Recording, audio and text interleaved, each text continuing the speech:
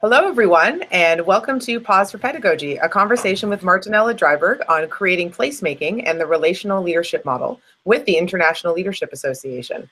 My name is Lisa Endersby, and I am an educational developer with the Teaching Commons at York University and co-editor of Pause for Pedagogy. The ILA and I are thrilled to welcome Martinella to our latest conversation in the Pause for Pedagogy series. Well, welcome, Martinella. We'd love for you to tell us a little bit about yourself. Hi, my name is Martinella Dryburgh. I'm the director of the Pedagogy Leadership Institute here at Austin College, and I'm the Leslie B. Crane Chair in Leadership Studies here. I've been in this position for about 4 years, and my program houses the Leadership Studies minor, and I also do events such as the Austin College Pedagogy Leadership Award, the Pedagogy Speaker Series, the Austin College Lecture on Science and Leadership, and the Public Administration Symposium. Awesome. So not a busy schedule at all, just a couple of things on your plate. A couple of things here and there. Awesome. Well, we're looking forward to learning from you today. So our first question about your article, thinking about, I guess, the purpose or the why behind your writing and the program you write about. So what key question or questions were you hoping to answer in writing this article? Well, I noticed in the literature for leadership studies that I'm always reading, we focus on a lot of experiential learning, and we focus on projects that reach over the course of one full semester, which I think is great. The area that I wanted to focus on and the question that I wanted to answer during this particular research time is, could we get a project that was working with a specific leadership model to work and get some experiential learning done during the course of a winter mini semester.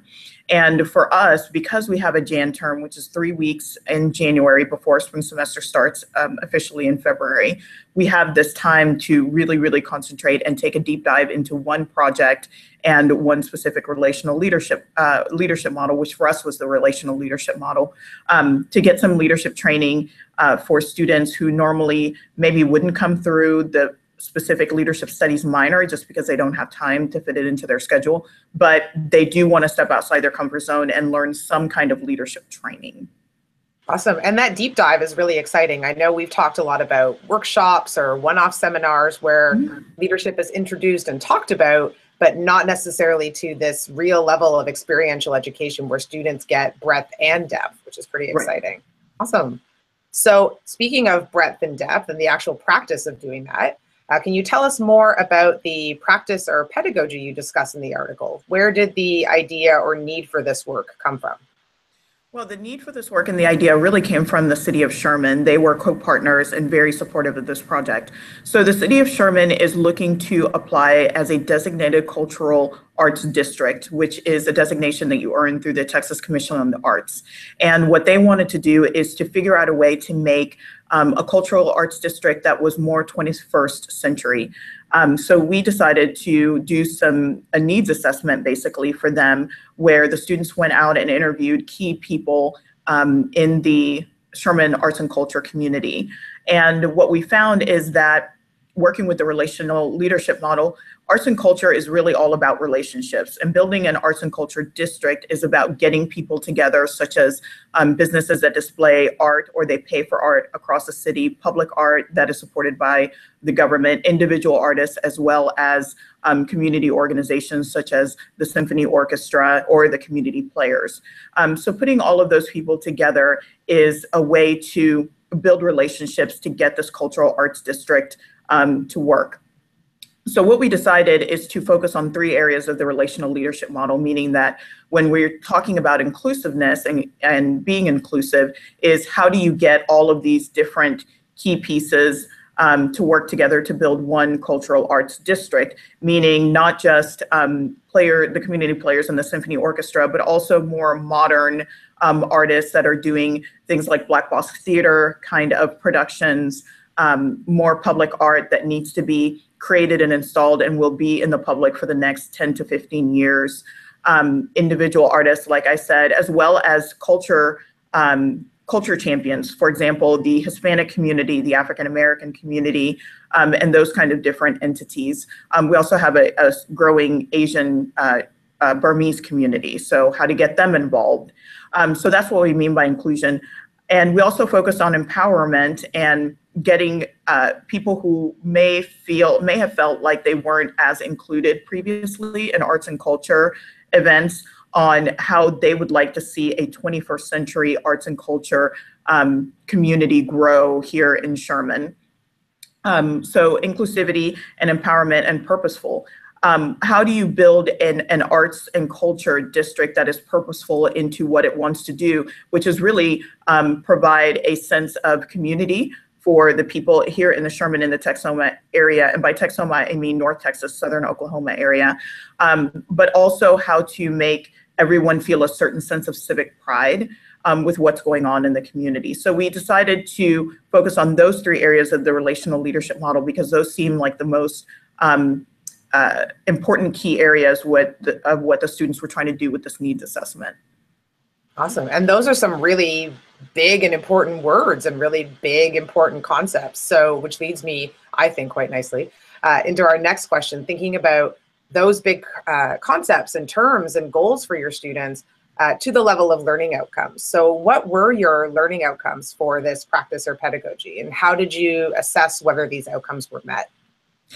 Well, we did a lot of discussion. Obviously, this was a very, very condensed time period. So we had a lot of class discussion, not just on how the project was going, but how they were thinking about their particular growth and personal leadership development during that time.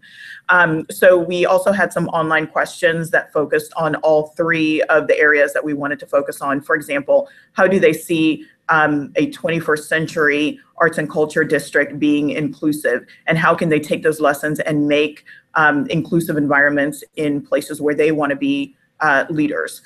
Also, what they mean by empowerment. I think a lot of the students came in thinking that empowerment meant if you give someone something to do, they will feel empowered.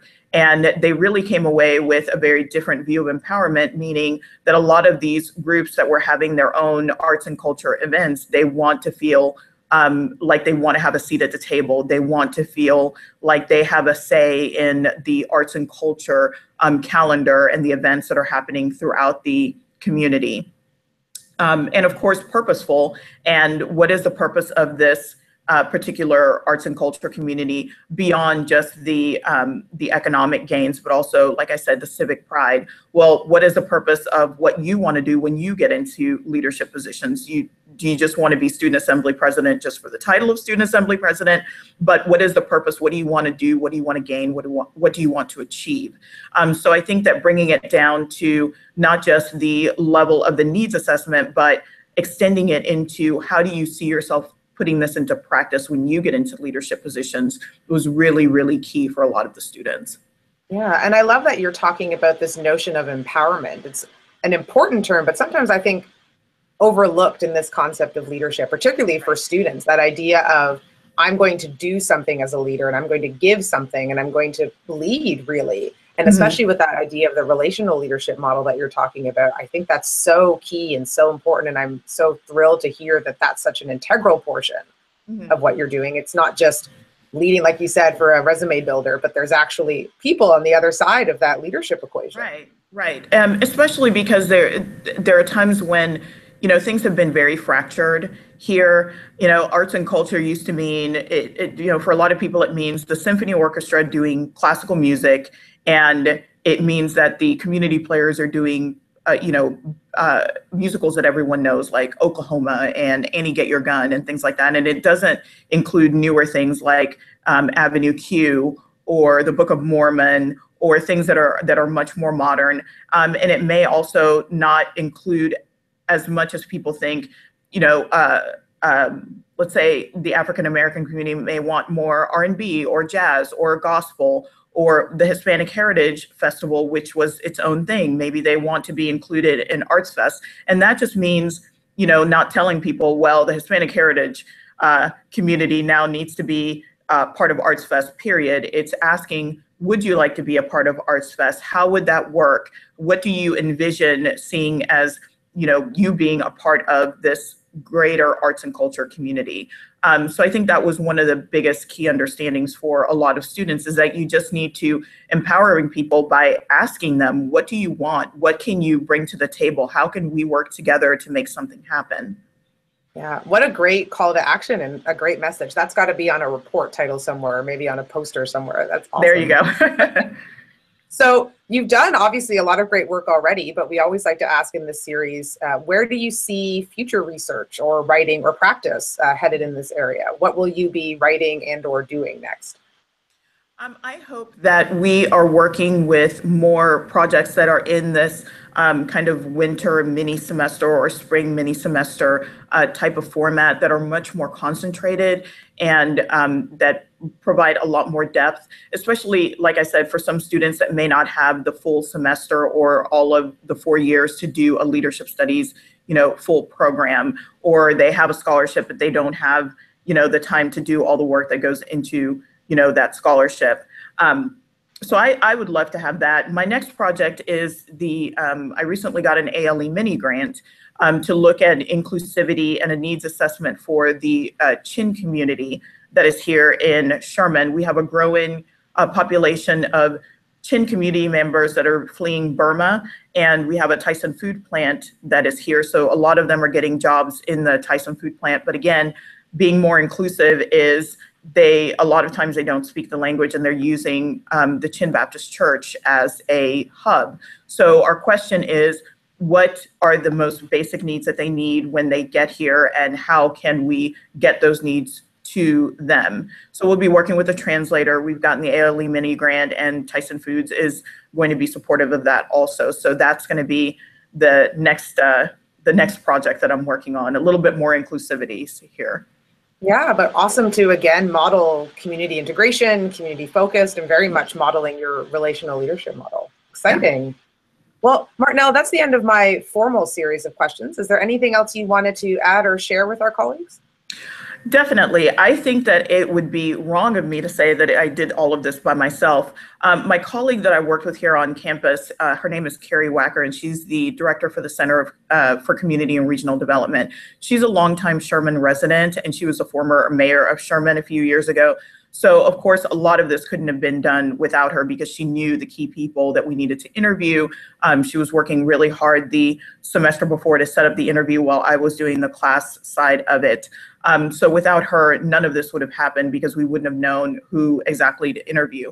Another thing that I would say is, other than the work that needs to be done in the fall, for example, the pre-reading and the setting up the interviews, we had a lot of support from the city of Sherman. For example, they were able to give us money to travel to other areas that already have cultural district designation so that we could see how their cultural districts work, what is important to them, and what is important to their communities. So we took day trips to the city of Denison, which is a small community like ours, but also big communities such as the city of Dallas and the city of Fort Worth to see how their cultural districts work, as well as taking an overnight trip to Austin to meet with the deputy director of the Texas Commission on the Arts to say, what is a successful cultural arts district designation application look like? Why do some other districts not get it? Because it doesn't work. And that was invaluable information. So had we not had the support of the city of Sherman with the money to make all of that happen, it wouldn't have happened. So we really appreciate the fact that the city of Sherman came in, and they were so supportive of it that they let the students present in an open city council meeting their findings to make it a little bit more important, and to give them a sense that they weren't just doing this for a class, that it was something that was really valuable. And they did a great write-up for it. It's about almost 50 pages that the city will be using when it puts together, its application for the Cultural Arts District designation. Wow. See, again, the model of community integration, but also that notion of, and you and I have talked about this before, making it real for students. This isn't just happening in this leadership bubble. It has real impact on real people in a real community. That's awesome. And that's what I'm trying to move to, is to make the Posey Leadership Institute much more regionally responsive, I would call it, meaning that I would like to get more students to actually do projects that have an impact in the community beyond just the classroom, so that they see that their work, even if it's moving the needle forward just a little bit, it is moving it forward, and we are making progress, so that they're not stuck in the notion that if they're not, completely solving world hunger, that it's, a project is a failure. But yes, we need to be doing these things in maybe mini semester and semester increments, but eventually it all adds up to something greater. Absolutely. And yet again, another quote, another report title, another call to action to end on. There you go. Thank you so much, Martinella. Thank you for joining us, and thank you everyone for watching us today. Pause for Pedagogy is an initiative of the Leadership Education Member Interest Group of the International Leadership Association. Our articles and videos are available at www.ila-net.org. And you can also follow us on Twitter at @the_ILA. Thanks again, everyone, and thank you, Martinella. Thank you. Bye.